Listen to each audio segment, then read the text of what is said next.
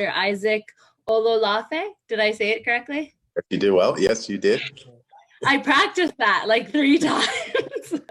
Okay, so Isaac, you have such an amazing story.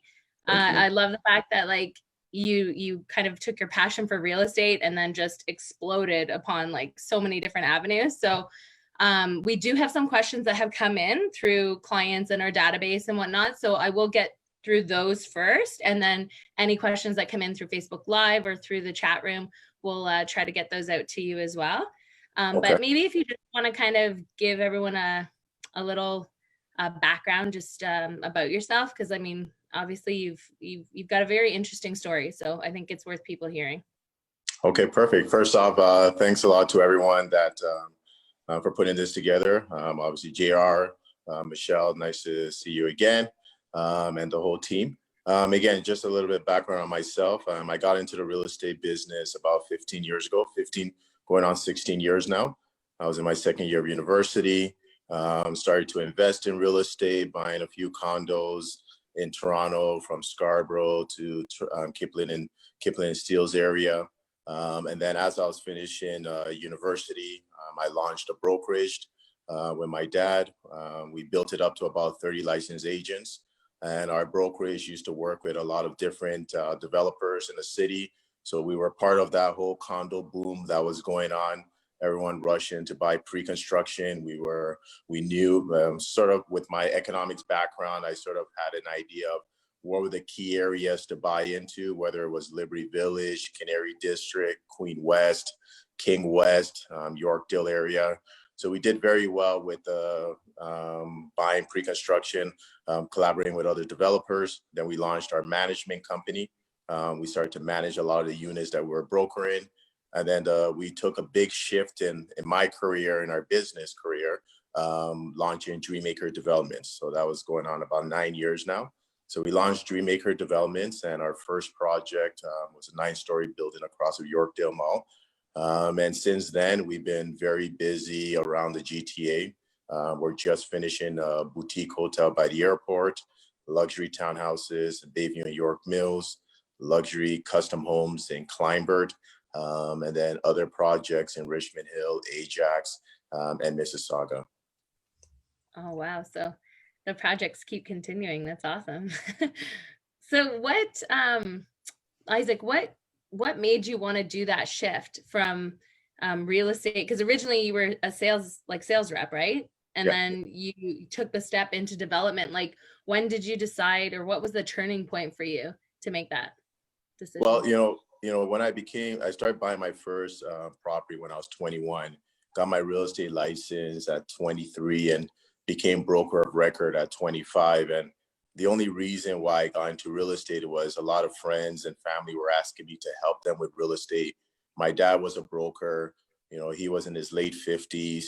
And a lot of individuals asking me were in their early 20s, early 30s. So I felt the age gap made more sense for me to get my license. So we really didn't get in because we actively wanted to focus on sales. We got in to sort of provide a service. And when I realized about 10 years ago that to provide that service, I need to have access to prime real estate in good location at a good price point and a good structure, that's when I realized I got to create my own product, because the demand was growing in terms of those that were looking to buy with us and invest with us. So we knew that we had to make that shift from just brokering real estate to actually creating the product, so that our investors could always have something to invest into. So that's sort of why we made that shift. And we felt, for us to sort of continue to invest in the city and invest in a prime location, if we could find the land, develop the land, create the product, divide it out between friends and family and our investor network, manage the units that we end up keeping, then we have a longevity in the industry. The cycle, right? You can just you have the whole control of the whole cycle. So that's awesome. Correct. So I mean, from that you'd expanded into the insurance world. We also have it's Dreamacre Ventures as well, which is I find that very interesting. So is that like a passion that expanded off of the the development and the real estate? Yeah, so the interesting thing about our unique vertical integration is that every business that was created wasn't just created because we were trying to generate more revenue, but was created because we wanted to provide a service to our own um, investments and to what our investor needs were. And also, we wanted to position ourselves to mitigate any possible risk of any investment that we do. So we first started with a brokerage firm, and then we realized we just transact over 200, 300 units, and half of them are going to investors. So we're going to need to manage tenants. So we launched Dreamacre Management. And then we realized, okay, developers are giving us deals, but now everyone's coming into the pre-construction game and it's hard to get access to more units. So we launched Dreamacre Developments. And investors kept on asking, well, the market can't continue to keep on increasing. The market is going to crash. It's a bubble. And Isaac, you always talk about fundamental factors that would drive the market. What's the next fundamental factor that will continue to drive the market outside of immigration, the banking sector, healthcare, education? And after studying the different markets in North America, I realized that tech and innovation was the next big thing that was happening in Canada the last 4 to 5 years. Last year, Canada hired more tech employees than any major city, including Silicon Valley. And why is that important? Because that means that Toronto is hiring more six-figure jobs in tech than any major city in North America. What that means is that there's more individuals with a lot of disposable capital that could enter the real estate market as a tenant, as an investor, or as a homeowner. So for us, 4 years ago, we felt, do we become a service provider to the tech space and be able to navigate within the tech ecosystem to provide residential services, commercial services, or do we help build out the tech space because we see this also as a long-term play? We saw the latter, which is building out in the tech space. So we launched Dreamacre Ventures. And with me sitting on the board of the DMZ, one of the largest tech incubators in North America, out of Ryerson, give access to a large deal flow. So through Dreamacre Ventures, we get access to a lot of different tech companies. So we started off with the prop tech, which is geared towards real estate. And then we figure out, real estate ties into finance, mortgages. So now we start to look at fintech. And then we realize, with real estate and all these tenants we're managing and the lands that we have to pay a lot of insurance. So then we started to look into InsurTech. And through InsurTech, we launched Dream Insurance, which was our insurance brokerage arm. Right. Wow. Well, that's awesome. You're like the one-stop shop. There's like so many different avenues that you've managed to succeed in. So that's just awesome. And you know what? It's good for people to see too. Like, I feel like sometimes you have all these things in your mind of what you want to do, but it's how you channel that, and how you were able to create that ecosystem of business. And I mean, it's really something awesome. I have another question that came in. Someone wanted to know what your daily routine or schedule looks like. Wow, that's a good one. It's pre-COVID, it's getting up. I'll try to sleep in until about 8 o'clock in the morning while my wife gets the kids ready, and then I'll come down and then I'll take the kids to school for 9 o'clock, and then either go to stop by at one or two of my sites. Then I may have a board meeting because I sit on quite a few different boards, and then I have investor meetings, and then there's a lot of calls and emails. During the COVID time, it's pretty much setting up my daughter's Zoom classes. I have three daughters, 9, 7, and 4, which they have their Zoom classes. So now is more hands-on with the kids, but really on because we were in so many different industries, we have a foundation, Dream Legacy Foundation. So we're very active with a lot of what's happening right now in the city, on the foundation side, on the not-for-profit side, around mentorship. So very active with that, very active on different boards, whether it be Ryerson or different hospital boards. And then we have several sites on the go. we have agents, we have investors. So for me, the day is always different, which is what's exciting about it. And, it's a unique perspective where, each of my meetings, new ideas come about.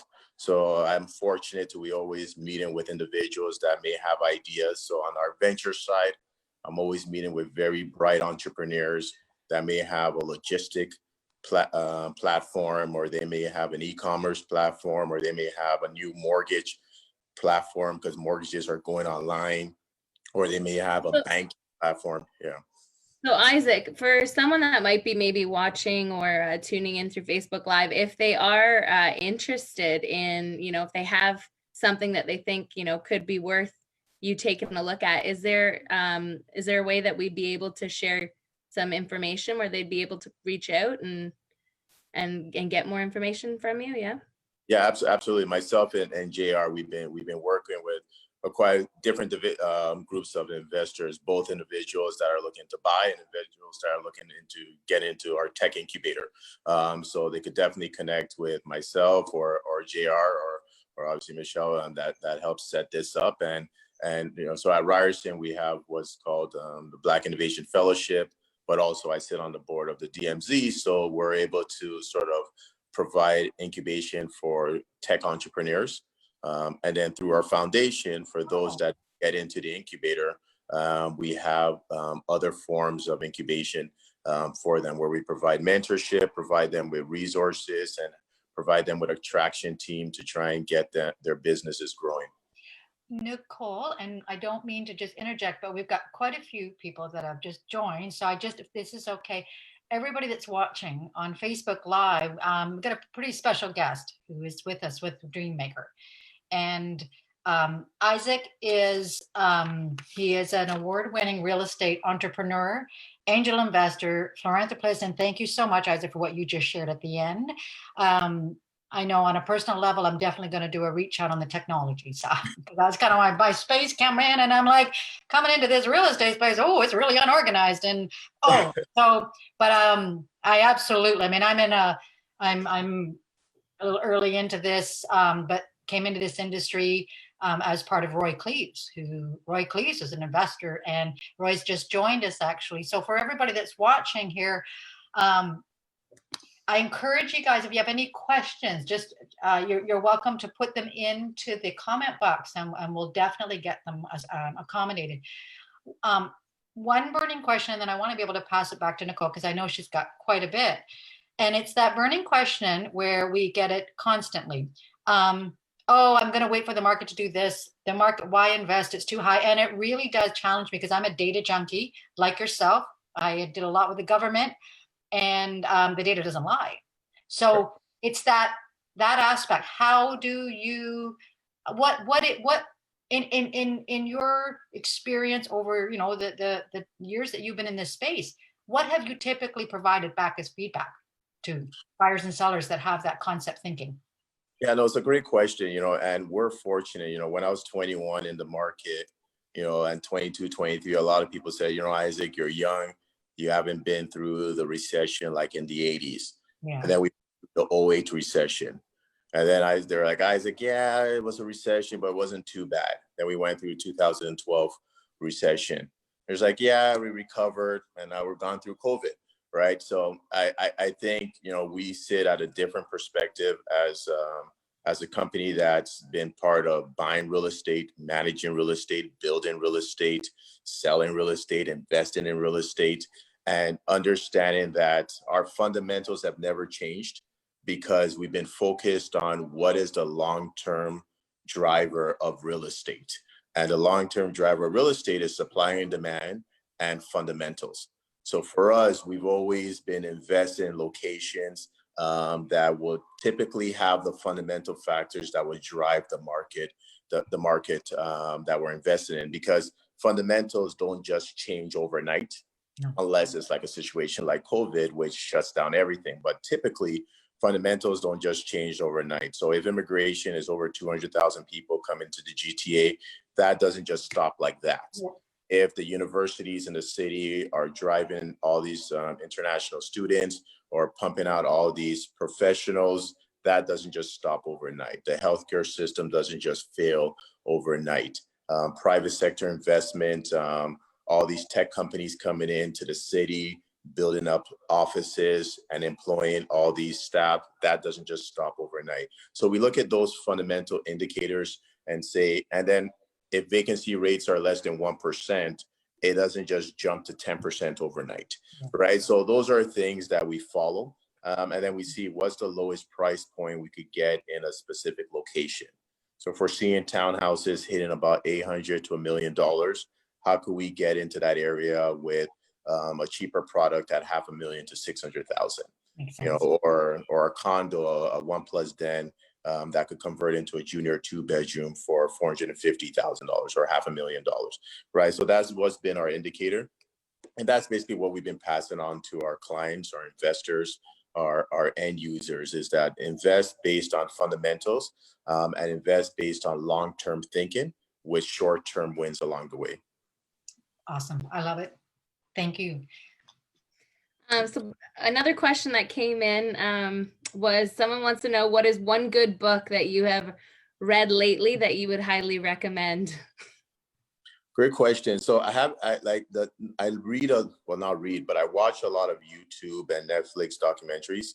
So I like to follow different entrepreneurs, and based on that, I sort of maneuver myself in the business based on their characteristics. So, people will say that I follow fundamentals like Warren Buffett.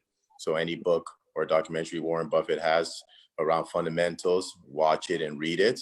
I like to take strategic and calculated risk like Elon Musk. And if you see what he's doing with SpaceX, you'll see how he takes a lot of calculated risk.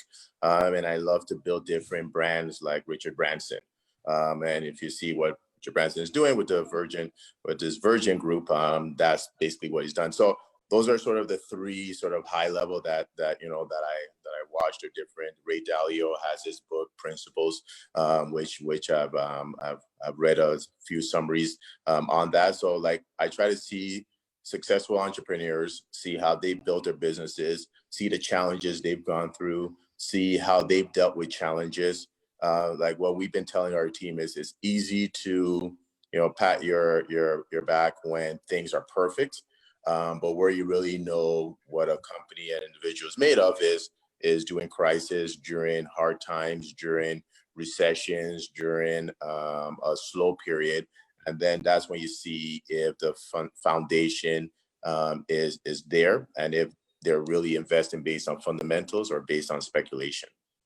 Which, like you were saying, Richard Branson, if you look at what he's doing, even with using, Virgin Airlines to ship things and whatnot, yeah, he's a pretty awesome entrepreneur to follow for sure. Absolutely. So another question was, someone wanted to know, what is one success, through all these developments that you've had and all those companies you've done, what's one that you're super proud of that you'd like to kind of share with us? Well, I think definitely the one for me is and because of the impact, is the building across of Yorkdale. I remember I was 28 years old when the site was first brought to me. I was 29 when I closed on this site, and I could remember how many meetings and pitches I had with lenders and investors for almost 12 months, trying to raise capital, trying to find a lender to finance our project, and the amount of no's that I got. And it was very easy at that time to say, you know what, maybe I just stay as a broker, sell a lot of real estate, make money, and just whatever, live comfortably. But it wasn't just about me. I knew doing a project like the one across of Yorkdale in a location like that, high exposure location, will have not only a big impact on me and what we were trying to do, but also the general community as a whole. And those that we're mentoring, those that look up to what we're doing, those that we've impacted, will be able to see that building and say, you know what, if Isaac was able to do that, I could strive to do that as well too. So definitely, I would say from a career point of view, the Yorkdale building is definitely, for now, the biggest highlight. So far. And then for someone that's starting off that, has big goals and ambitions and things, what's 3 key pieces of advice that you could give them, just starting off, that could really kind of be helpful for them? So number one, believe in yourself. That's super key. You're going to have a lot of naysayers, a lot of negativity. Believe in yourself. Be willing to sacrifice. Nothing good comes without sacrifice, and be willing to understand there will be challenges as you're going to that victory. The old saying is that you can't win a cup without playing a game, right? You can't have victory without going through that battle, right? So, and a diamond, before it becomes a diamond, goes through a process. That process is what makes you stronger, and what makes you understand whether there's a commitment to what you're trying to do. And obviously it's very important to make money, but also look at what is the value of service or value that you're bringing to the world, bring into your community, bring into your clients, and see, is that something that they actually need, right? Especially post COVID, a lot of services, a lot of customers are going to be making decisions more so based on, do I really need this service? Do I really need to work with this agent? Do I really need to work with this broker? Should I be working with this company? Because now people are realizing and prioritizing what's important to them. And based on that, spending may not be as free as it was used to be, because people are realizing, we always got to make sure we have something saved in case something else happens. So it's very important that anything you get into, believe in yourself, be ready to sacrifice to grow, and be ready to understand there's a battle, there's a challenge to get to the victory line. And then last one, just make sure you're providing value. Awesome. Thank you. A question just came in on our chat. So someone would like to know, what is one failure that you've had that you found was such a valuable lesson and has helped you, we call it fail forward, right? Yeah, no, absolutely. So again, we always talk about fundamentals, in every project that we buy. We say don't buy based on speculations, don't buy based on hype, don't buy based on the nice sort of event that they have in the sales center with the drinks and all that kind of stuff. There was one project specifically where I bought personally, that was downtown, that I got quite excited. It was right by Cinema Towers. We're near the TIFF, near the TIFF building. And it was geared around, Hollywood and the film industry. And if you're a purchaser of this building, you get access to the TIFF events. So for me, again, being a young investor, was very exciting to be able to buy in a product that, if I'm a purchaser, I get to go to all the TIFF events. And I remember the first year George Clooney came for his launch of his movie, and we got front row seats. So it was great excitement. We didn't make no money on that unit, and because we bought based on hype. So it was a lesson where, don't divert through what you've been sort of talking about, which is fundamentals, which is buy based on value, buy based on price, buy based on price point and the location compared to a product already selling. And I didn't listen to myself. I got caught up in the hype. And all the fancy and shiny stuff. But I learned from that. That's okay. It happens to all of us sometimes. Yes. That's because he's not good in acting and he wanted to find a way into Hollywood. I got caught up. You have to at least make a connection. So, and just kind of one question to expand on. So someone's asking if you could expand a little bit more on prop tech. On prop tech, yes. Yeah. Yeah, so prop tech is basically technology companies that are geared towards real estate. So an example of a prop tech company that we're in is Gimme 360. They're doing AR and VR. So they're working with real estate developers where they're able to do virtual reality buildings where they're able to provide virtual reality of a unit or of a project, which is going to become more and more important if people don't want to do showings, but they want to be able to click online and be able to sort of put on, glasses and feel like they're in the unit. So that's an example of a prop tech company. Another prop tech company that is more geared towards fintech a little bit is companies that help to process mortgages, to streamline the whole mortgage aspect all online.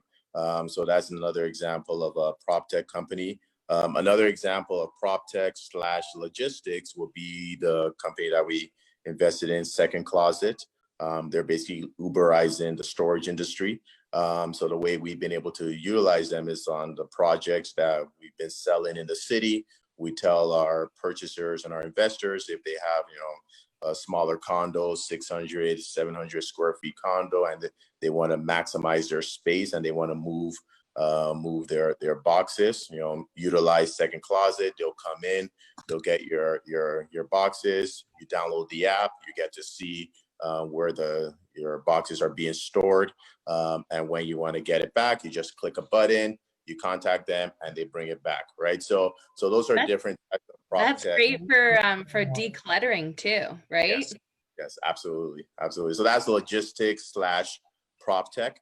But then there's other prop tech companies that are moving into the construction side. Another example of what Gimme 360 is doing is for retailers. When customers walk into a mall, they open up their phone and they're able to sort of see an image of a map. So they're able to see a map of the store, of the mall, and then based on the map, they're able to walk through to the store. Sorry about that. Just getting calls coming in. Okay, there we go. They're able to walk through the mall. So that's another example of prop tech. And what prop tech and technology in general, what it's going to be doing is making things more efficient and making communication more streamlined. So that was the tech company. That's an amazing tool, because I have actually been in a mall in Quebec City and I was like, where is that board that tells me where all this stuff is? And I thought to myself, in today's world, there should be an app for this, So there is, look. Gimme 360. Nice, yeah. And Michelle, you have a question. Yes, I actually have two different questions, and I thought, I'm going to ask because I don't have it. So I would really like your insight, Isaac, for people that are considering coming in to real estate that have a very strong business, corporate, or background. And then they know you can, we know that this history says 90% will make their net wealth in real estate. All right. We know there's a million ways. And we also are aware that there's not a lot of people out there that have looked at real estate. Maybe we really can get on that investment portfolio side and let someone start looking at this. So my first question to you is,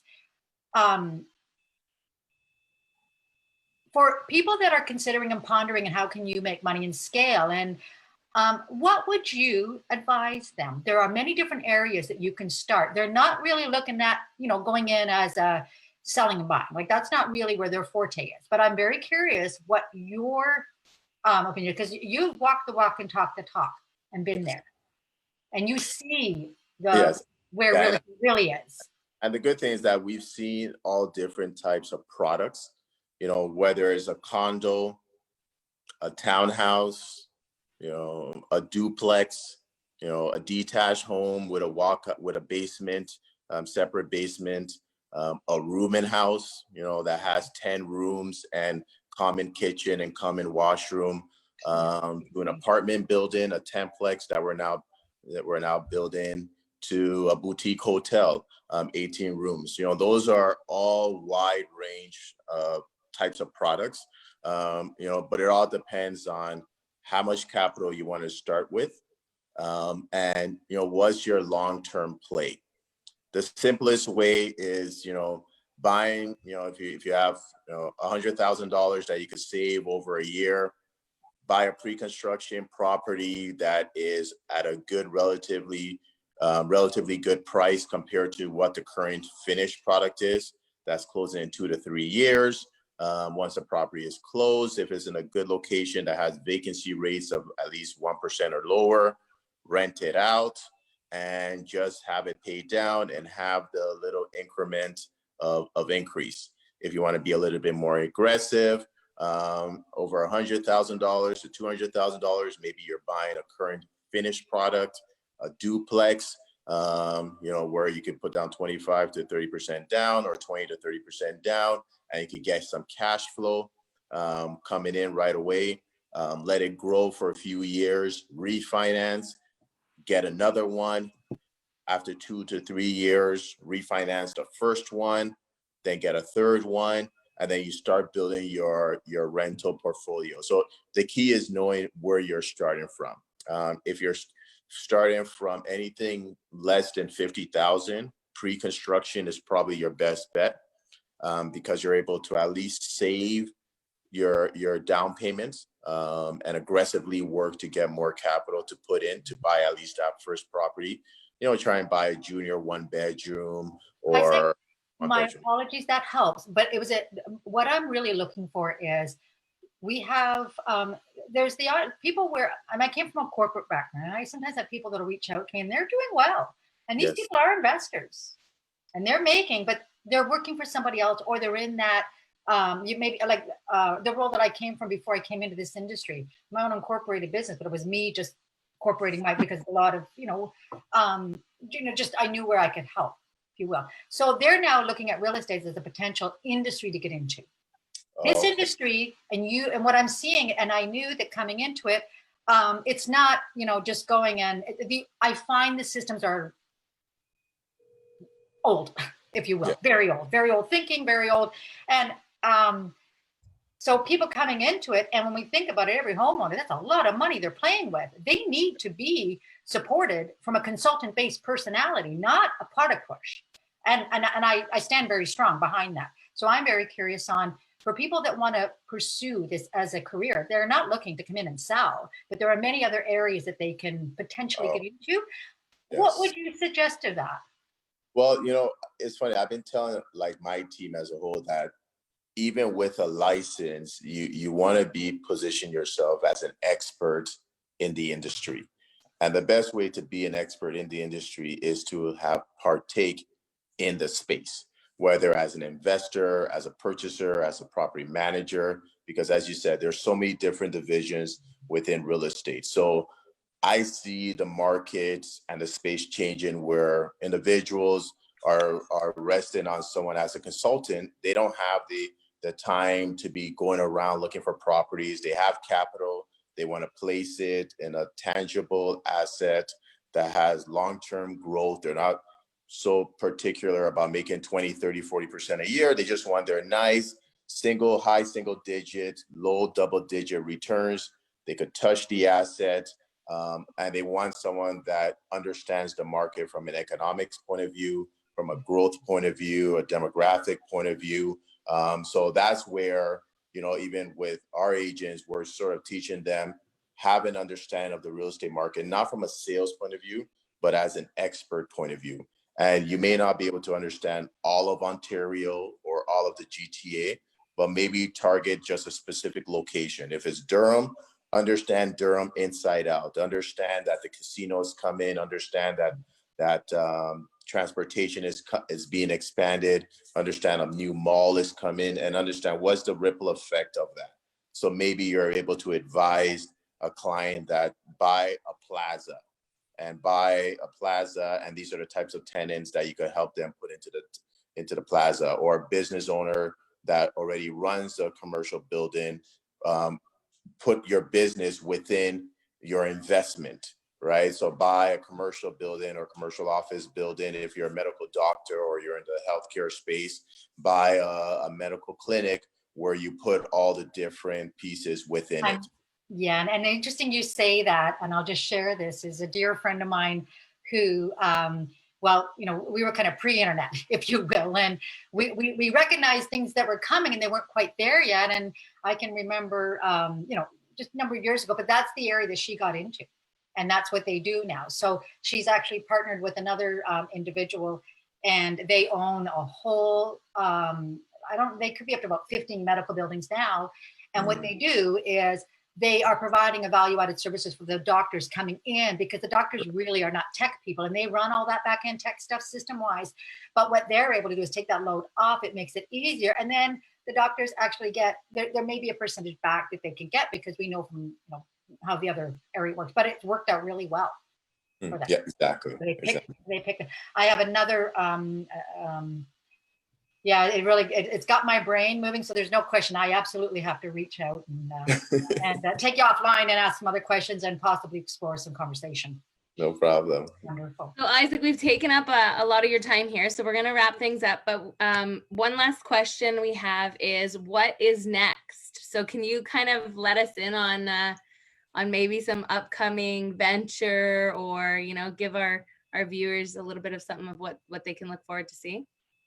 Yeah, so for Dreamacre, we're really excited on what we're doing on Dreamacre Ventures side, being able to be part of some of the brightest tech companies that are disrupting the industry, whether on the e-commerce side, the fintech side, because we know and COVID has forced the economy to adapt to technology more, and it's good that our company was already sort of ahead of that wave. And have exposure to that. So we're very excited of that.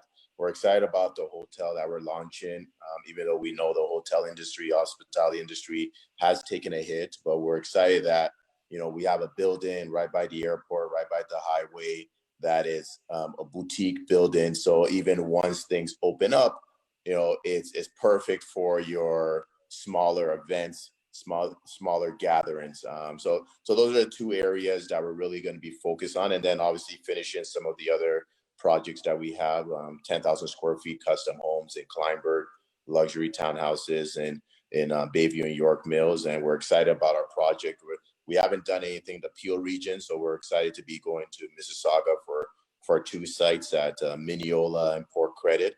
So we're hoping to launch those ones towards the end of the year. So we have a lot of projects coming up.